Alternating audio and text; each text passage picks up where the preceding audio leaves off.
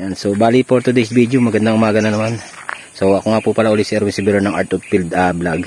So samahan nyo ako sa pag-ikot dito sa property na may sukat na 16 has. Ang kabuuan po ng title. So ito po sa 16 has na ito ay naka subdivide na po sa 6 na magkakapatid. So yung 16 has tig to 2.6 po sila ng lupa na pinagbibinta dito sa kabuuan ng 16 hectares. So lahat na po ito ay title sa magkakapatid. So dito po sa loob ng property na ito, mapapansin natin ay tuhog na tuhog po tayo ng barangay road. So ito po ay mahaba ang frontage. So naglalaro po ang frontage nito ng nasa 500 meters frontage po. So mapapansin po natin yung loob po nitong property ay napaka-flat po na area at meron po tayong source of electricity. Malakas din po ang cellphone signal. So bago ko po ikutin ito, pakapilin pa pindot at like na rin tayo dyan sa ating notification bell para lagi tayong updated sa mga video po nating ina-upload. So yan po ang property. So kung inyo makikita ay talagang napakaganda ng mga niyog at napakabababa po ng niyog pang ito, mga bata pa po. So kalakasan po siya mamunga. Ayan. Yung mapapansin po, napakarami pong fruit berry, kalamansi. Ayan po mga kalamansi yan po sa area na yan. So may rambutan, guyabano, kakao, siriguilas, rambutan, daranghita, nandito po. So papakita ko po sa inyo yung pinakang kanyang lukaran. Yung pong lutuan ng kopras. Ayan, may mga fruit berry po, mga saging. Ito po may area na to. Kasamahan pa po yan sa pinagbibinta po na 16 hectares. So subdivide na po ito sa tig 2.6. Kaya wala na po tayong magiging problema kung ang budget lang po ninyo ay nasa 2.6 hectares. So nagkakahalaga po ang 2.6 hectares ay 1.8 M. So malinis na po si seller sa presyo na binigay po sa atin na yun. So dito naman sa reality ng lupa, so panalo-panalo tayo dahil ito po ay flat na area. Tuhog na tuhog ng barangay road. So yan, hanggang dun po sa may area na yon. Nadadalhan pa po yan, marami po na niyog na yan. Kung inyo mapansin po, yung mga niyog na yan, dala pa po yung mga niyuga na yan. Tapos dito po sa area ng right na ito, yan po ay kasama pa na pinabibinta sa atin na 2.6 hectare. So magkakat lang po tayo dito sa lupa na pinabibinta sa atin na ito ng 2.6. Kung inyo mapapansin po, medyo masuka lang ang area ng property, pero talagang punong-puno po siya. Ayan, meron siya dito yung bayabas at yung yung siriguilas na ito na Davao ito. Yung siriguilas na ito. Yan po, patakita ko sa inyo, lalapitan ko. So para makita na po ninyo yung mga nilalaman ng produkto ng property na ito. Yan po. Kaya na lang po ang bahala sa halaman na ito. Yan, napakarami pong bunga. Yan. Yan. Hindi ko po alam kung anong prutas to. So yan na po yung barangay road. Sa area na yan, may bahay na yan. So kasama rin po may kalamansi. So ito po yung magkakapatid po ang may-ari nito. 16 hectares na ito. Kaya ito po ay wala tayong magiging problema. Yan. So pinakikita ko na po sa inyo, napakaganda po at napakadami pong bunga ng nyug. Ayan po. Yan. Halakasan pa po mamunga. At kabataan pa po ng mga nyug.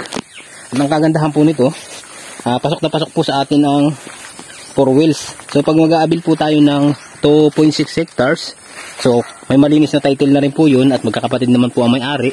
Kaya wala na po magiging problema yan po. Napaka-flat po ng area.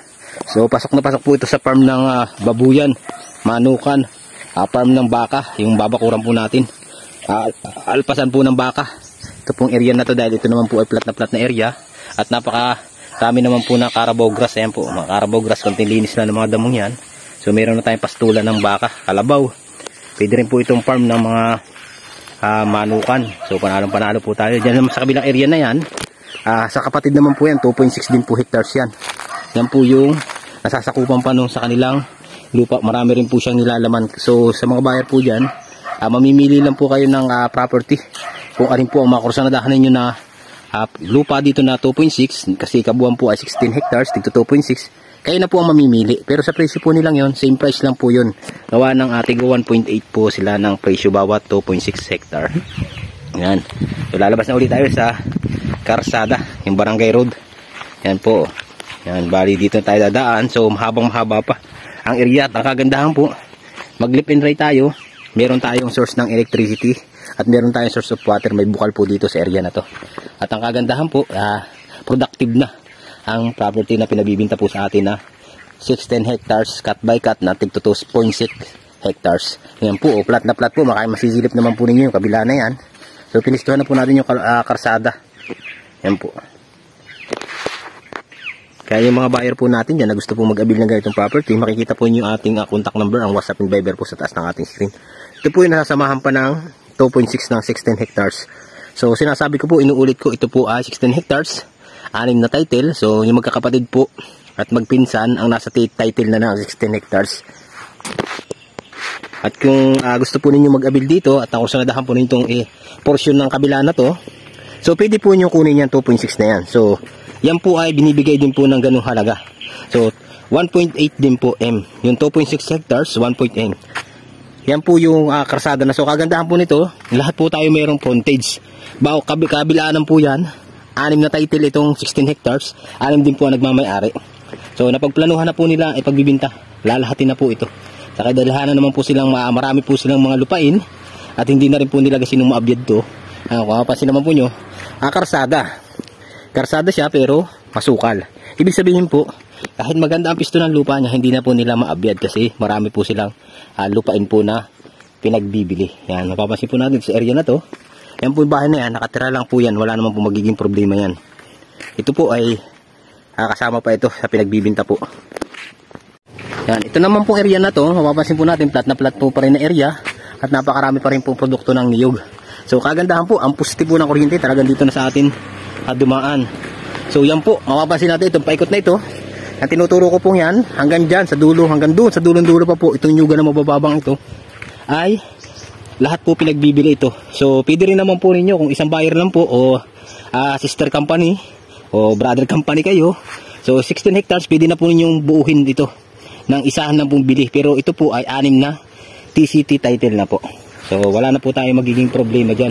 So ito po, kasama ba ito sa pinabibinta po sa atin na 16 hectares. So napakalaki po ng 16 hectares. Malayo na po ang nilakad ko. So naglakad na po ako dyan sa karsada na yan. So yan, nakamotor lang kami pupunta doon. Pero papasukin ko po yung area na yan. Yan, dito po yung sasakupan pa ng 16 hectares. Yan po.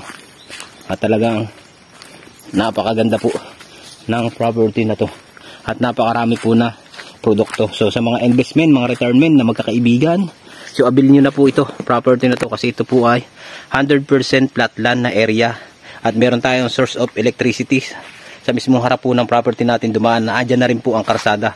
So kung mag-aabil ka po ng 2.6 hectares, meron ka na pong frontage. Ito po ay nasukat na rin po ito. So ito naman pong napuntahan kong area na to ay doon naman po ito sa isang kapatid. Yan. Pero mapapansin po nyo, mas marami ang nilalaman itong produkto ng niyog at may mga fruit bearing manggang kalabaw. Ayan po. Tapos meron akong papansin doon, mga kawayan. Ang dami pa na tubuan na niyog. Ayan po. Tapos kawayan. So napakarami pong nilalaman ito. So sa description na lang po natin ng video ilalagay yung pinakampol dito po, ano. May puno ng nara. Sako pa po yan sa area na yan. So dito na po tayo sa pinakang gitna ng karsada. So lalakarin ko na po para makita ko yung talagang gaano kahaba yung pinakang frontage po niyan. Kaya yung mga gusto pong mag-inquire nito, abil na po kayo sa number na makikita nyo sa taas ng ating screen na yan. Yan po yung WhatsApp and Viber po. At pwede rin po kayo dyan mag-text po sa number na makikita ninyong yan. Pwede rin po. Kung kayo dito sa Pilipinas, so pwede po kayo mag-text sa aming contact number na yan. Kung nasa ibang bansa naman po, ang WhatsApp naman po ay nandiyan din po sa taas ng screen na yan. Yan, napakaganda po nito. Ito po pwede talaga ng isang buyer lang bibili. Gagawin na po itong farm lot. O pwede rin po ito sa mga subdivision. Kasi darating naman po ang araw. Ito po ay gaganda. Kasi plat na plat po. Wala po siyang bundok na area. So nag-slopey man po siya pero konting-konti lang po banaya. Tapos ang barangay road po niya ay pasok na pasok po ang 4 wheels. Yun po ang kagandahan dito sa ating property na pinabibinta po sa atin ni seller. So napakabait po ng mga seller na magkakapatid nito. At dalawa po dyan yung kapatid ng magulang nila na nakasali po sa title nito. Kaya wala po tayong magiging problema. Yan po. Talagang panalong-panalo tayo sa pisto. So pag inabil natin itong area na to ay talagang maganda. So ito naman po area na to, kukunti lang ang pinakaprodukto niya ng niyog. So sa kapatid din po yan. siguro ito nung panahon po na pandemic ay napabawasan daw po niya sa kadahilanan po na siya po ay kapos at wala po siyang business, hindi katulad ng mga iba niyang kapatid na may business. Yan po. Hindi lang po natin siya mapasok sa pinakang loob kasi nakikita naman po niyo pinakang sukal niya. So dito na po tayo dumaan sa pinakang karsada. Ito po isang poste.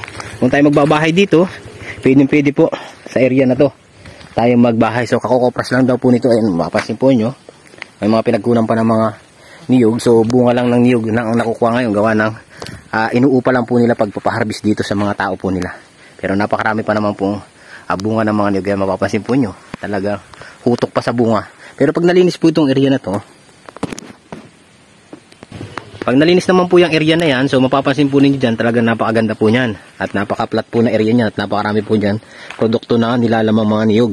So dito naman po sa area na to, kung magpapabahay tayo, mayroon tayong mga hardwood, may mga batino, kawayan na bamboo, native po yan, pwedeng pampabahay, may mga nara.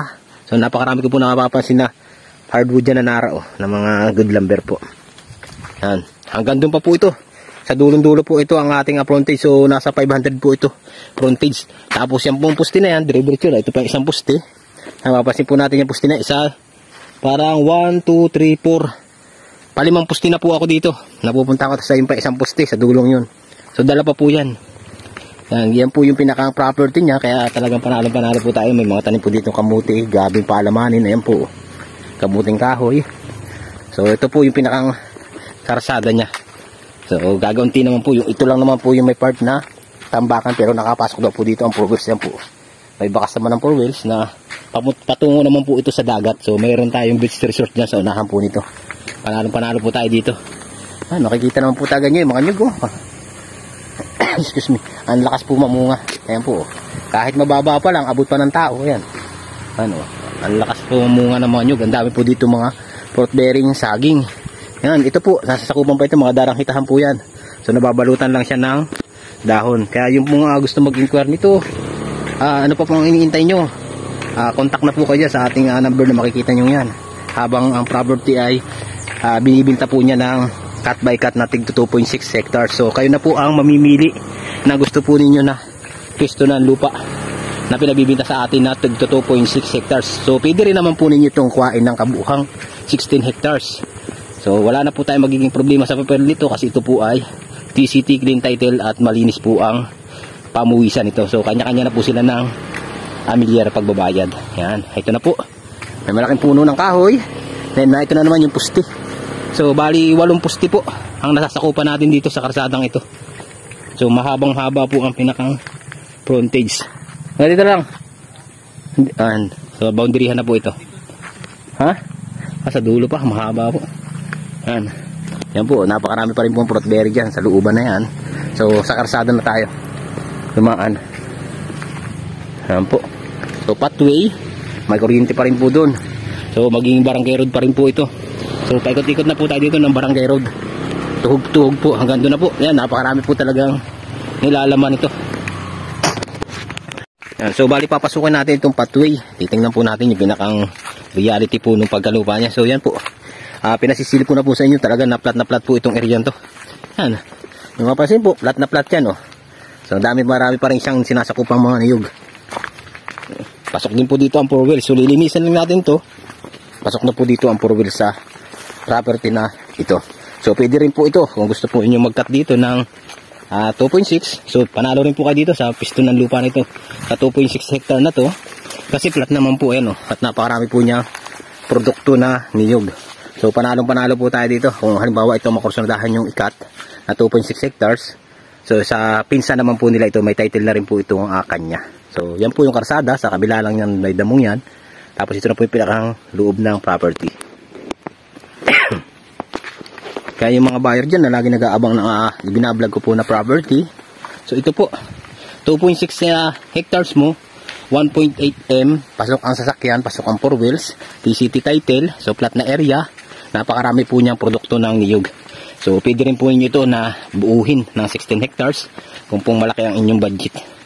So talagang gandang-ganda po ng pisto ng pagkalupa nito. Ito po ay 100 flat area na property. So inyong mapapansin naman po talaga dito sa loob na ito ay talagang napakarami po niyang produkto ng niyog.